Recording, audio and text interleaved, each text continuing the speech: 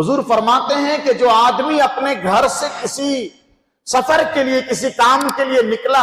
اور انہوں نے پڑھ لیا بسم اللہ توکلت علی اللہ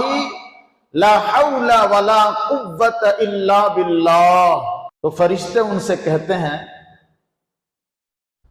کفیک وہدیت ووقیت ویتنحى عنہ الشیطان۔